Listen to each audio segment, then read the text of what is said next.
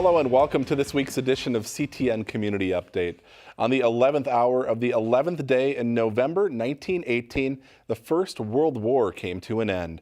The 100-year anniversary was marked with somber ceremonies around the world and right here in Minnesota.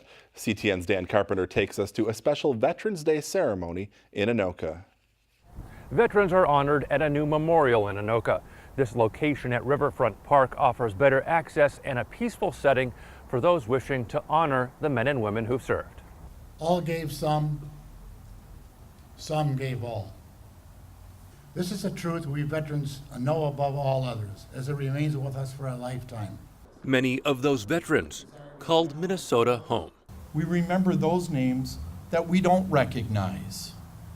The importance of the sacrifices of Henry Hills and others.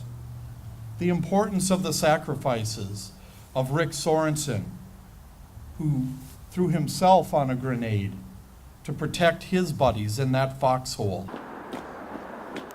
On the 100-year anniversary of the signing of the armistice that ended World War I, veterans past and present are honored at a new memorial completed this past summer. You can honor one of your veterans, your uncle, your aunt, mother, father, whoever might have been a veteran. The city of Anoka and the American Legion worked together to design and relocate the memorial here. All branches of the military are represented, along with law enforcement and firefighters. It's a great location. We have the river in the background.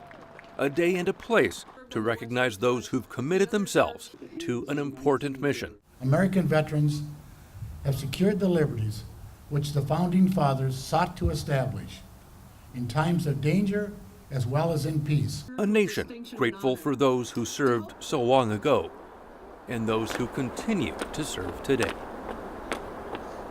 Memorial Day in May next year marks the 100-year anniversary of the American Legion. A ceremony will be held right here at Riverfront Park. For CTN Update, I'm Dan Carpenter. Stones honoring a veteran can be added to the memorial with a $200 purchase through the city of Anoka. The funds help pay for the new memorial. With Thanksgiving less than a week away, the season of giving started early for one Ramsey-based company. Employees from 24 Restore and 1-800-BOARD-UP went on a shopping spree at the Coburns in Ramsey on Wednesday. Turkeys were at the top of the list. Thousands of dollars worth of goods went to a food shelf in Elk River.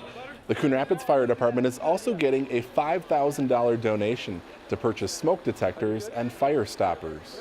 We know from statistics that 60% of the fires in Minnesota start in the kitchen. So we have automatic canisters we can install, and the people that need them, we can install them at their places, and then it'll put the fire out if they have a fire on their stove. And we know that smoke detectors save lives, and for the needy, people who cannot afford them, will be able to install smoke detectors at no charge. This is the fourth year 24 Restore and 1-800-BOARD-UP has done the shopping spree giveaway. This year they doubled their donation to a whopping 1,800 pounds of food. Two students at Coon Rapids High School have newfound inspiration to carry them through the year. The school's Center for Biomedical Sciences and Engineering promotes careers in medicine and other STEM-related fields. It makes students from Coon Rapids a great fit for the annual Congress of Future Medical Leaders. This summer, Maddie Hedlund and Kaufar Al-Kikwani were selected to attend the conference in Boston. They listened to award-winning doctors and scientists and even got to watch a live surgery. It was just like this rush. It was super cool. Like, wow, people get to do this for a living. And I want to be doing that too. Yeah, there was like a lot of like motivational speakers and just like different people from every field you could think of.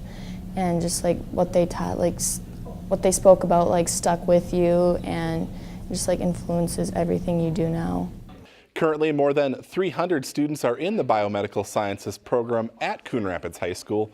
More than 100 are on the engineering track. A consultant has been hired to determine long-term structural and mechanical needs at Bunker Beach. The Anoka County Parks Department recently awarded a professional services contract to a firm in St. Louis, Missouri for just under $50,000. The study will focus on the wave pool, which is now 30 years old and at the end of its lifespan. Some short-term repairs were made this year to get the wave pool through a few more seasons. The study will also look at future infrastructure issues in the rest of the water park. The consultant will issue a report by July 1st. It's certainly been feeling more like winter the last few weeks, and before you know it, anglers will be hitting Minnesota lakes for a little ice fishing. This weekend, the National Sports Center is hosting the annual Hard Water Ice Fishing Expo presented by Clam Outdoors. There will be plenty to see and do, from the latest and greatest stuff in ice fishing to seminars with pro staff and fun for the whole family, including a trout pond. Organizers say ice fishing is the fastest growing category of fishing, and vendors are responding. So you have floors now inside the hub houses. You have suits that allow you to float if anything was to happen and you fall through the ice. You have different composite materials like tungsten for jigs. It's denser than lead, it's heavier than lead, it's going to fish faster. You have new gadgetry and electronics for finding fish and locating fish, different types of rods, all kinds of new stuff. The Hard Water Ice Fishing Expo runs Friday from 2 to 8 p.m., Saturday from 10 a.m. to 6 p.m., and Sunday from 9 a.m. to 3 p.m. Tickets can be purchased at the door. Kids 11 and under are admitted free. There are more than 60 vendors participating in the expo. The National Sports Center is one of the top tourist attractions in the state. That according to information released this week by Explore Minnesota. The NSC saw just over 4 million visitors in 2017, coming in 4th place. The Mall of America topped the list with 40 million visitors, followed by the Chain of Lakes Regional Park in Minneapolis and Como Park in St. Paul. Entries are now being accepted for the annual Holiday Lighting Contest sponsored by the Coon Rapids Arts Commission. There are 2 categories, one for moving light displays and one for non-moving displays. Cash prizes up to $100 will be awarded. An entry form can be found on the city's website. The deadline to enter is December 7th. Tickets are now on sale for the upcoming Winter Concert Series. On January 10th, it's the variety sounds of the Goodfoot Express. On Valentine's Day, Lachlan Road performs its Celtic tunes. On March 14th, it's classic jazz performed by the Brewskis. And on April 11th, Bill Conkar plays accordion variety music.